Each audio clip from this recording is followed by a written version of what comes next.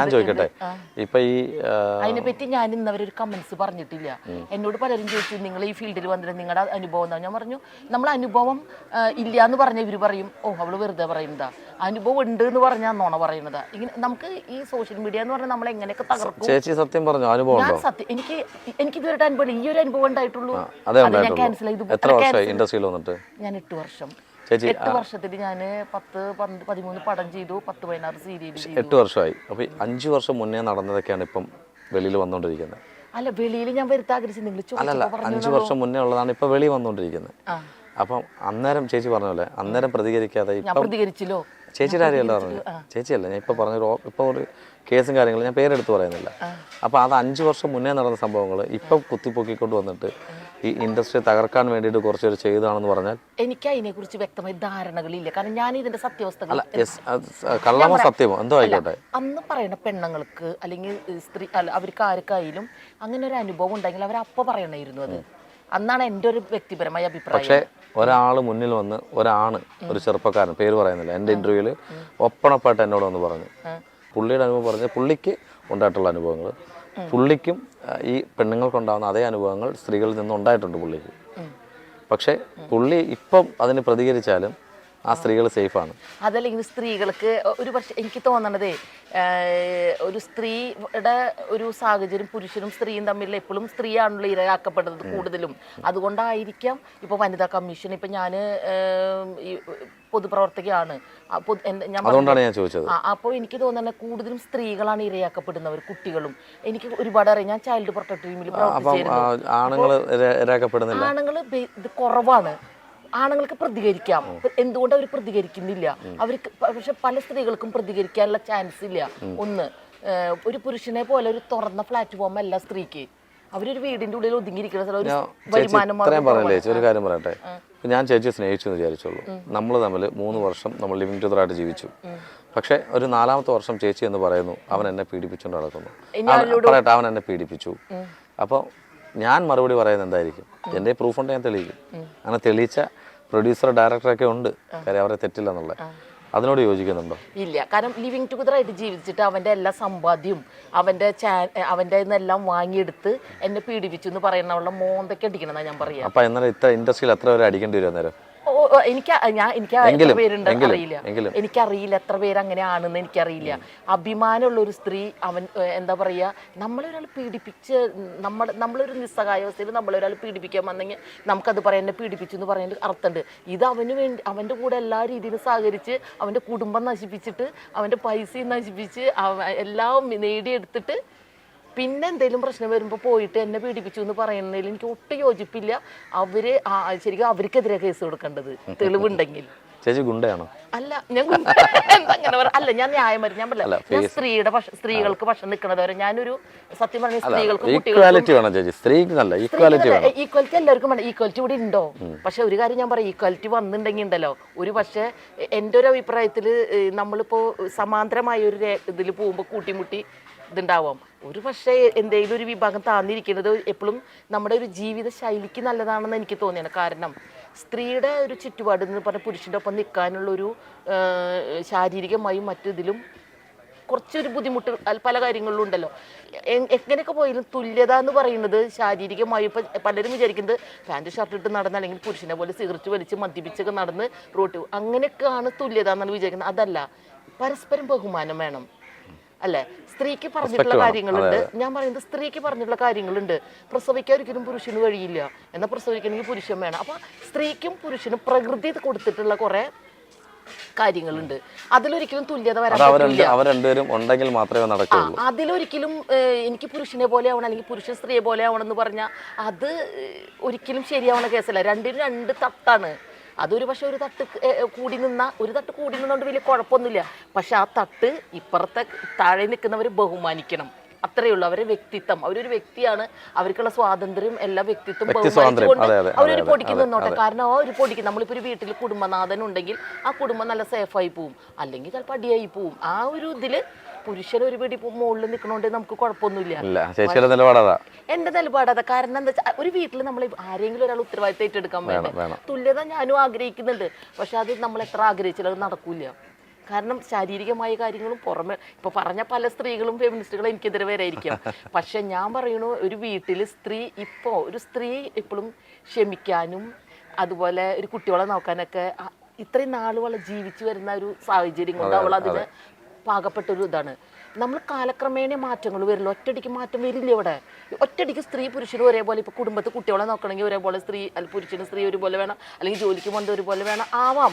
പക്ഷേ ഒരിക്കലും ഇതുവരെ പുരുഷൻ ജീവിച്ചു വന്നൊരു സാഹചര്യമുണ്ട്, സ്ത്രീ ജീവിച്ചു വന്നൊരു സാഹചര്യമുണ്ട്. അതിന്ന് മാറുമ്പോൾ പുരുഷന് അത് മറ്റുള്ളവർ പറയും, അയ്യോ അവൻ ഒരു പെണ്ണനാന്ന് പറയും, അല്ലെങ്കിൽ ഒരു പെണ്ണാണ്, അവൻ കണ്ടില്ലേ ഒന്നിനും കൊള്ളാത്തവൻ, അങ്ങനെ ഒരു പറച്ചിൽ വരില്ലോ, സ്വാഭാവികമായിട്ട് അത് കേൾക്കുമല്ലോ. ചേച്ചി രാഷ്ട്രീയത്തിലേക്ക്, ചേച്ചി ഒരു പൊളിറ്റീഷ്യനാണ് തെളിയിച്ചുകൊണ്ടിരിക്കുക സംസാരത്തിലൂടെ.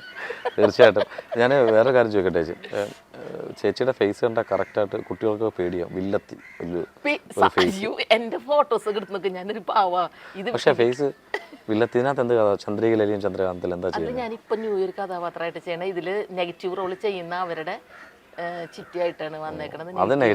ഞാനിപ്പോൾ ഇതുവരെ കറുത്തമുത്ത് സീരിയലിലാണ് ഞാൻ ആദ്യം നെഗറ്റീവ് ക്യാരക്ടർ ചെയ്ത്. അവിടെ നിങ്ങളുടെ എന്നെ എല്ലാ സീരിയലിലും നെഗറ്റീവ് ക്യാരക്ടറിനെ വിളിച്ചേക്കണേ, എല്ലാത്തിലും. ഞാനിപ്പോൾ ലാസ്റ്റ് ചെയ്തത് മിഴി രണ്ടിലും ദശ എന്നുള്ളൊരു ക്യാരക്ടറാണ്. സൂപ്പർ വില്ലത്തിയായിരുന്നു, സൂപ്പർ വില്ലത്തിയായിരുന്നു. പക്ഷെ ഞാൻ ബേസിക്കലി ഞാൻ പാവാ, ചേച്ചി പാവാ. ഞാൻ എപ്പോഴും ന്യായം നോക്കിയിട്ട് ജീവിതത്തിൽ അങ്ങനെ ചെയ്യാൻ പറ്റത്തില്ല. എനിക്ക് തോന്നുന്നേ, എന്നോട് ചോദിക്കാറുണ്ട്, എന്നെ അടുത്തറിയുന്നവർ, തൃശ്ശൂരാണ് എൻ്റെ വീട്, തൃശ്ശൂർ ഞാൻ എല്ലാ കാര്യങ്ങളിലും സജീവമായി നിൽക്കുന്ന ഒരാളാണ്. എൻ്റെ ഒരുപാട്, ഞാൻ പറഞ്ഞല്ലോ ബ്യൂട്ടീഷ്യൻ അസോസിയേഷൻ്റെ സ്റ്റേറ്റ് പ്രസിഡന്റാണ് ഞാൻ.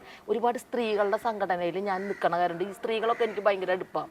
അപ്പോൾ ഇവരൊക്കെ എന്നോട് ചോദിക്കുന്നുണ്ട്, മഞ്ജേച്ചി ഭയങ്കര പാവാ, പക്ഷെ എങ്ങനെയാണ് സ്ക്രീനിൽ വരുമ്പോൾ മഞ്ജേച്ചി വേറൊരാളാന്ന്. ചേച്ചി ഇത്രയും പറഞ്ഞ സ്ഥിതിക്ക് ചേച്ചിയുടെ പാർട്ടിയിലുള്ള ആരെങ്കിലും വിളിച്ചൊന്ന് പറ്റിക്കാം നമുക്ക്. അതായത് ചേച്ചിയുടെ സുഹൃത്ത് വിളിച്ചിട്ട് ചേച്ചി പറയുക, ഞാൻ സീരിയലിലൂടെ വന്നതാണ്, ചേച്ചി ഏതാ പാർട്ടി? CPI കാരിയാണ്, എന്നെ ആരും ഒന്നും ചെയ്യല്. അല്ല എനിക്ക് മറ്റുള്ളവർ ഞാൻ സത്യസന്ധയാണ് എപ്പോഴും പറയട്ടെ. അപ്പം അത് വിളിച്ചിട്ട് ചേച്ചി എന്നത് പറയണം, ഇത് ലൊക്കേഷനിൽ പിന്നെ നമ്മുടെ പാർട്ടിയുടെ ആരെങ്കിലും ഇവിടെ പരിചയമുണ്ടോ, ഇവിടെ സീരിയൽ നടക്കാൻ പറ്റത്തില്ല എന്ന് പറഞ്ഞിട്ട് ഇവിടെ ബഹളം വെക്കുന്നു, നീ ഒന്ന് ഇവിടെ വരെ വരാൻ പറ്റുമെന്ന് ചോദിക്കണം. ആ പ്രാങ്ക് കോളാണ്. അവരെ ഹെൽപ്പ് ചെയ്യാൻ വരുമോ ഇല്ലെന്ന് അറിയാൻ വേണ്ടിയിട്ടാണ്. ബിന്ദു, ഞാൻ ഒരു ചെറുപ്പടലിൽ പെട്ടിരിക്കടി, നീ എന്നെ ഒന്ന് ഹെൽപ്പ്. അതെ, ഞാനിവിടെ ഷൂട്ടിന് വന്നിരിക്കുകയാണ്. അപ്പോൾ ഇവിടെ ഷൂട്ട് നടക്കുന്ന സമയത്ത് ഇവിടെ ഇൻ്റർവ്യൂവിന് ഒരു ടീം വന്നു. അപ്പോൾ എനിക്ക് അരമണിക്കൂർ കഴിഞ്ഞിട്ടുള്ളൂ എന്ന് പറഞ്ഞപ്പോൾ ഞാനിവിടെ ഇൻ്റർവ്യൂവിന് ഇരുന്നു. ഇവർ വിളിച്ചിട്ടാണ് ഞാൻ ഇരുന്ന് കഴിഞ്ഞപ്പോൾ ഇൻ്റർവ്യൂ കഴിഞ്ഞപ്പോൾ എന്നോട് അവർക്ക് 25,000 രൂപ വേണമെന്ന് ഞാൻ വിളിച്ചിട്ടാണ്. ചേട്ടൻ പറയണൊക്കെ ഞാനൊന്ന് പറയട്ടെ, എൻ്റെ ഫ്രണ്ടാണ്. അപ്പോൾ 25,000 രൂപ വേണമെന്ന് പറഞ്ഞാൽ എനിക്കിതിപ്പോൾ സുഭാഷോടൊക്കെ പറഞ്ഞാൽ ചീത്ത പറയും, ഇതറിയാൻ ഞാൻ ഇവരോട് വരാൻ പറഞ്ഞിട്ടില്ല. ഇവർ പറയുന്നത് ഇപ്പോൾ ഞാൻ പറഞ്ഞത് ഇവിടെ സെറ്റിൽ അലമ്പുണ്ടാക്കുക. എനിക്കാണെങ്കിൽ ഇപ്പോൾ ഷോട്ടിന് വിളിച്ചു, എനിക്കിത് സാറ് വിളിക്കാം. സാറ് പറഞ്ഞു മഞ്ജുവിനോട് ആരാ പോകാൻ പറഞ്ഞ്, ഞങ്ങളോട് ചോദിക്കേണ്ട ഇൻ്റർവ്യൂവിന് ആരാ പറഞ്ഞ്. അപ്പം ഞാൻ എനിക്കിപ്പോൾ സംസാരിക്കാൻ പറ്റാത്ത കാരണമാണ് ഞാൻ പറയണത്. എന്നെ ഇപ്പോൾ ഷൂട്ടിന് വിളിച്ചു, എനിക്ക് പറയാൻ എൻ്റെ കൂട്ടുകാരിയാണ്. അല്ല ബിന്ദു, നീ പറയ്. ഞാൻ അവരെ ഇൻ്റർവ്യൂ അവർ വന്നിട്ട് എന്നെ എടുത്തു. ഇവരെന്ത് കണ്ടിട്ട് എൻ്റെ അടുത്ത് പൈസ ചോദിക്കണേ, 25,000 രൂപ ഇവരെന്നോട് ചോദിക്കണേ. എനിക്കാണെങ്കിൽ ഷോട്ടിന് വിളിക്കേണ്ടത്. നീ ഒന്ന് ഇവരോട് സംസാരിക്കുമോ? ഇനി കൊടുക്കേണ്ട ആവശ്യമില്ല. ഇവര് ഇങ്ങോട്ട് വന്നിട്ട് നീ ഒന്ന് പറഞ്ഞു. അത് ഞാൻ ഷോട്ടിന് പോവാന്ന് നിങ്ങൾ പറയും. എന്റെ കൂട്ടുകാരി എന്നോട് സംസാരിക്കണ പോലെ തന്നെയാണ്. ഹലോ ചേച്ചി, നിങ്ങൾ ഇങ്ങോട്ട് വന്ന ഇന്റർവ്യൂ ചെയ്തിട്ട് പിന്നെ പൈസ അങ്ങോട്ട് വാങ്ങണം. ഞാൻ ഇങ്ങോട്ട് വന്ന ഇന്റർവ്യൂ എടുക്കാനായിട്ട് ഈ ചേച്ചിയുടെ ഇന്റർവ്യൂ എടുക്കാൻ വന്നല്ലോ. ഈ ചേച്ചി ഇവിടെ കസേര വന്നിരുന്നതാ. എനിക്ക് പോലും അറിയത്തില്ല ചേച്ചി ഏതാന്ന്, എനിക്കറിയത്തില്ല. ഞാനിവിടെ വേറെ ആൾക്കാർ ഇൻ്റർവ്യൂ എടുക്കാൻ വന്നത്, ഫെമിലിയർ ആയിട്ടുള്ള ആൾക്കാർ ഇൻ്റർവ്യൂ എടുക്കാൻ വന്നത്. ഈ ചേച്ചി വന്ന് കസേര ഇരുന്നിട്ട് എൻ്റെ ഇൻ്റർവ്യൂ എടുക്കാൻ പറഞ്ഞു. എന്നിട്ട് ഇപ്പോൾ ഡയറക്ടർ പറഞ്ഞു ഞങ്ങൾ പറഞ്ഞിട്ടില്ല. അപ്പം ഞങ്ങൾ വന്ന നഷ്ടം തരണം. വേറെ ആർട്ടിസ്റ്റിനെ കിട്ടിയതില്ല ഈ ചേച്ചി കാരണം. ഈ ചേച്ചി കാരണം മറ്റുള്ളവരെ കിട്ടിയതില്ല, വേറെ ആരും കിട്ടിയിട്ടില്ല എന്ന് വന്നിട്ട് ഈ ചേച്ചി വന്ന് കസേര കയറിയിരുന്നു. അല്ല ഈ ചേച്ചി നമുക്ക് അറിയത്തില്ല. നമ്മൾക്ക് ഹലോ അറിയാത്ത ആളെന്ന് പറഞ്ഞാൽ നമ്മൾ ഈ കസേര വന്നിരുന്നിട്ട് ഡയറക്ടർ പറഞ്ഞ് എടുക്കാൻ പറഞ്ഞാൽ നമ്മൾ എന്ത് ചെയ്യാനാ?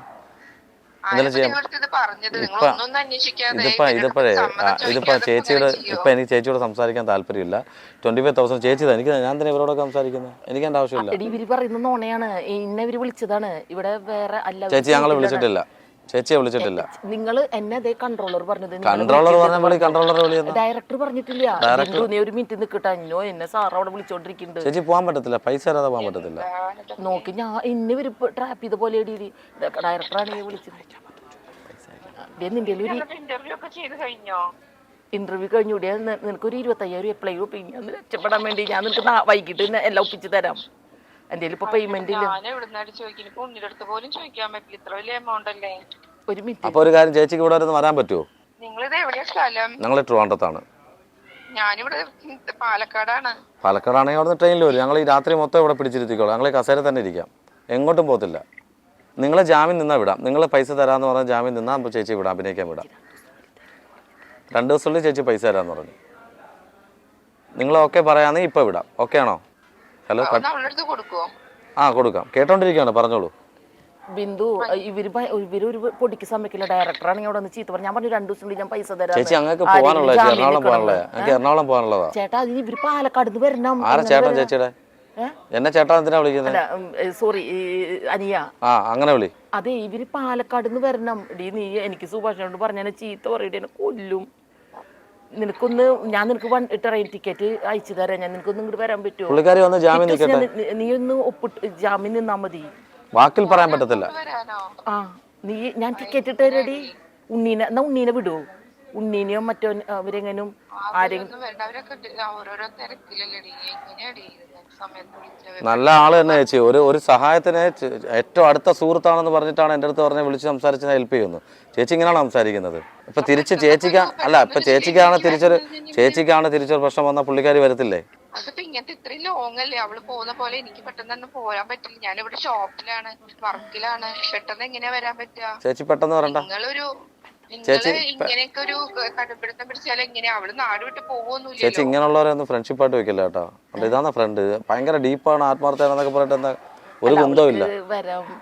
ചേച്ചി പൈസ അല്ലേ? മാല ഉരിഞ്ഞ്, ആ മാല ഉരിഞ്ഞ്. ഇത് സ്വർണ്ണല്ല, അപ്പൊ എല്ലാം വെള്ളിയിട്ടുണ്ടാ ഇരിക്കുന്നില്ലേ?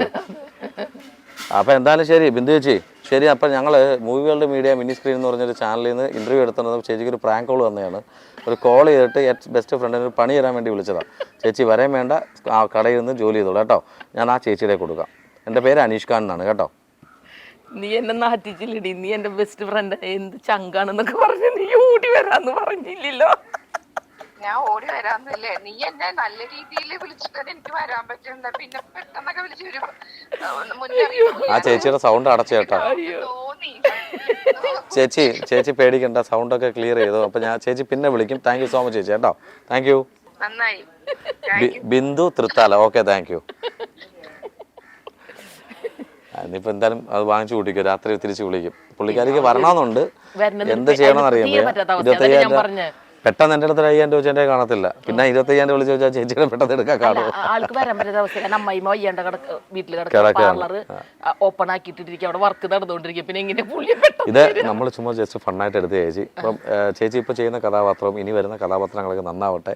ആത്മാർത്ഥമായിട്ട് പ്രാർത്ഥിക്കണം. സംഭവം ഇന്റർവ്യൂ ആണോ ഇതാണോ? ഇന്റർവ്യൂവിന്റെ ഇടയ്ക്ക് ഒരു പ്രാങ്ക് കൊടുത്ത് അത്രേ ഉള്ളൂ.